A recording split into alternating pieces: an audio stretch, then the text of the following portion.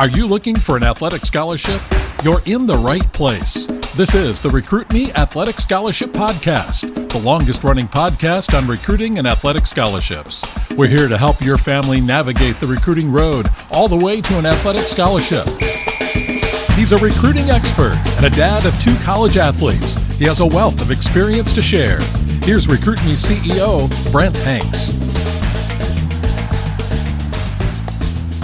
Welcome to episode 418 of the Athletic Scholarship Podcast.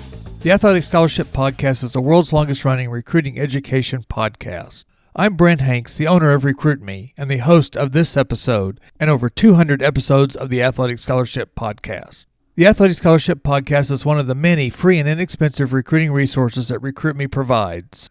Go to the recruit-me.com website to take advantage of, again, the Athletic Scholarship Podcast, the free Recruiting Power Pack, the free monthly Recruit Me newsletter, and the inexpensive $39 Recruit Me 3.0 Athletic Scholarship System, which gets you a comprehensive step-by-step manual, workbook, and worksheets. If you want a sample of what you get with the Recruit Me 3.0 manual, then listen to the past episode 410, called Free Chapters of the Recruit Me 3.0 Athletic Scholarship Manual.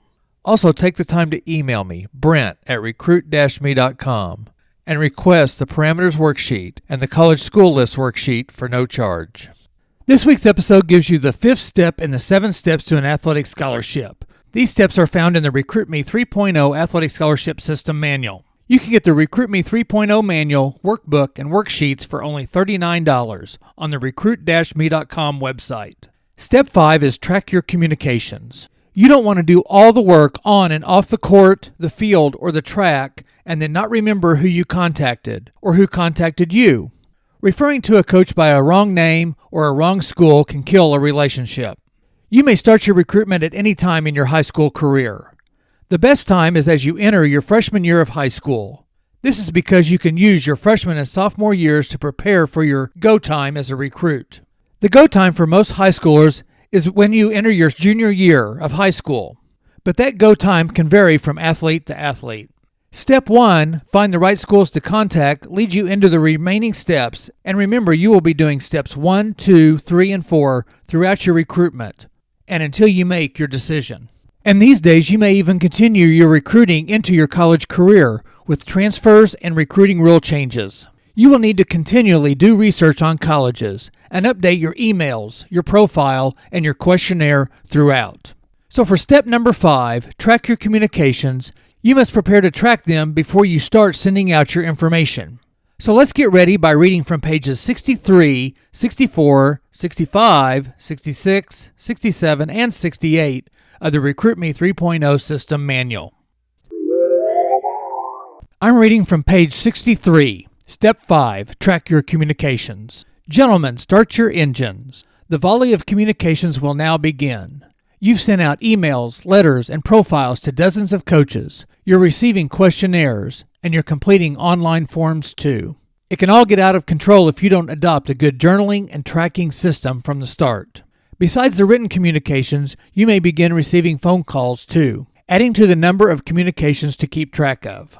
You want to track dates of communications, who you wrote or talked with, and any notes that you want to make about the interactions. Don't think that you can get by with a stack of sticky notes or a pile of scribbled papers. You will be interacting with multiple schools, and if you aren't careful, they'll all begin to blur together. So I'm warning you in advance. You need a good, organized system to keep track of all the steps and interactions. It's the only way you'll survive. Journal your interactions. The easiest way to do this is to keep a chart on your computer. You can set up an Excel spreadsheet or a Word table or something comparable. The point is to get set now to journal all interactions with dozens of coaches that you'll be communicating with. Whichever method you feel the most comfortable with, get ready now. Check out the following table and build your own. You should set up a chart in landscape or wide mode so you'll have more space for notes. We recommend you create 9 columns with the following headings: School, Coach, Phone, Email, My Interest Level, where you'll put none, low, medium, high. Sent email and profile. You'll enter the date there. Sent questionnaire. You'll enter your date there. Send video link. Enter your date. Update sent. Enter date and what you sent. And the last column is contact dates and notes. You'll notice the My Interest Level column gives you the option indicating what your interest level in the school is. You may be asking, why would I contact a school if I have no or low interest? There are two reasons for scoring your interest level. First, your interest level in particular schools may change as your process level goes along. Second, some schools may contact you first, even though they weren't on your list. You want to track these communications too, as you may get interested as time goes along. Update this column regularly. Page 65 of the Recruit Me 3.0 manual has a completely filled out chart to help show you how to track your communications. Page 66. Be ready for calls from coaches. If a coach calls you, it usually means that he or she has more than just a passing interest in you. Just as the coach wants to find out if you have an interest in the school, you want to find out what kind of interest the coach has in you. The first call will center on that subject. We recommend telling the coach that you have interest and that you will need to find out more about the school and the program. Keep all of your options open for as long as possible. Since you've probably already been communicating by mail or email, the call is likely a follow-up to that. Have your own questions ready. It is good to have a list of questions you want to ask the coaches. Print out the list and keep it with you or have it on your phone.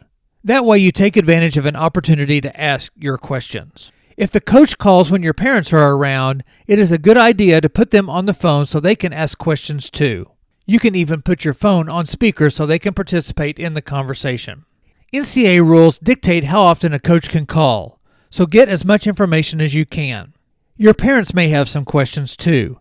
Take a look at Appendix B of this recruiting manual, What to Ask a Coach, for some guidance on good questions to ask. This is where the tracking sheet comes into play.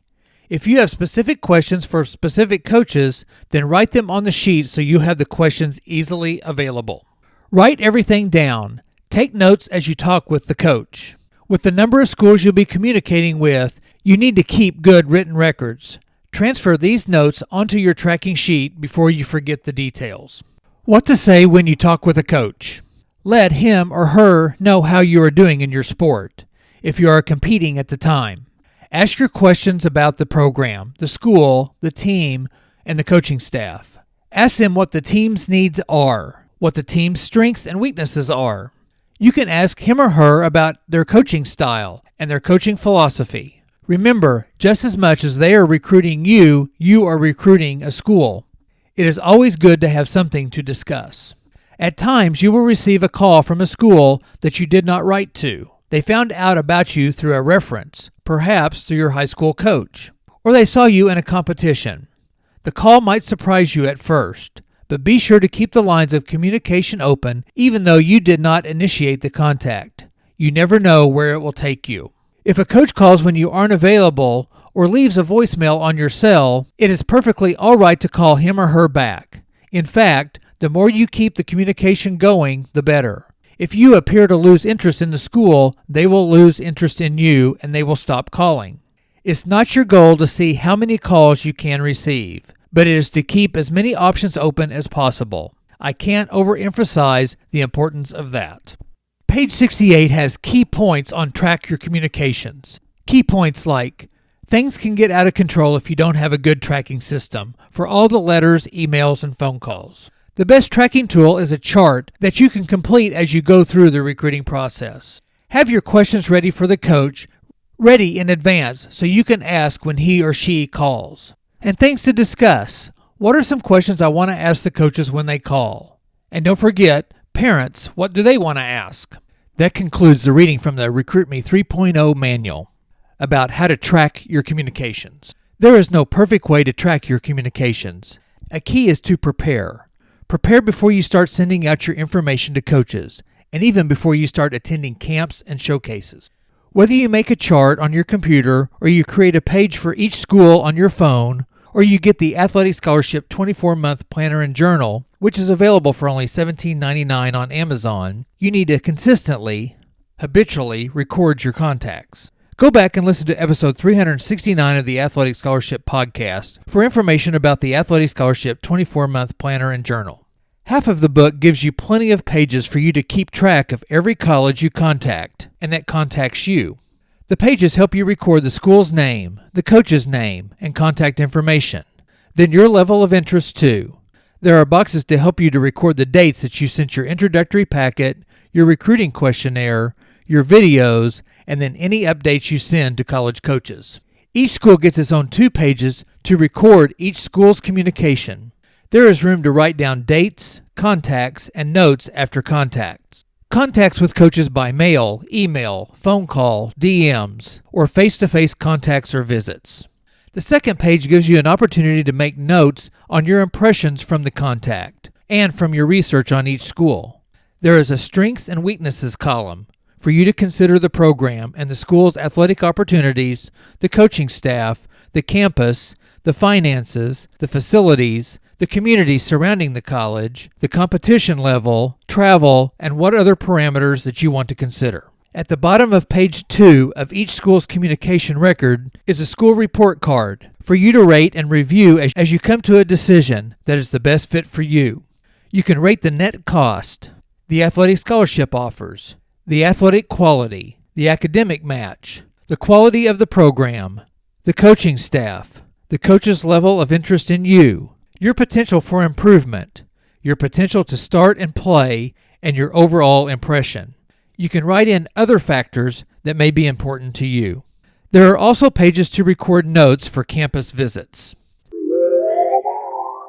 This step, Step 5, tracking communications, is not the most exciting part of getting recruited, but it can make or break how a decision is made. A Recruit Me goal is to reduce the time, the money, and the anxiety during your recruitment. And tracking your communications can help you do all 3. In the introduction page of the Athletic Scholarship 24-month Planner and Journal, John Fugler, the author, stated that this planner is your friend and not a burdensome dictator. He continues by saying that some of the most successful people in the world keep journals and planners like this. They know how important it is to physically write things down. This type of exercise will carry over into your college career and your professional career to be successful. This type of record keeping helped me to sell cars for 30 years. When I depended on my memory only, I didn't do as well. When I kept notes diligently, I was way more successful. A centralized note-keeping instrument helped me to plan my days, my weeks, my months, and my year, to hit goals and to make a living. Well, back to recruiting. Develop your own centralized tracking system and use it. Thank you for listening, and join me next week for Step 6 of the 7 Steps to an Athletic Scholarship that are found in the Recruit Me 3.0 Athletic Scholarship System. You can find the Athletic Scholarship Podcast on your favorite podcast app, or go to recruit-me.com and hit the podcast link. Go to the recruit-me.com website to get your Recruit Me 3.0 manual, workbook, and worksheets. Step 6 is send one-page updates. Again, thank you for listening, and I'll see you next week.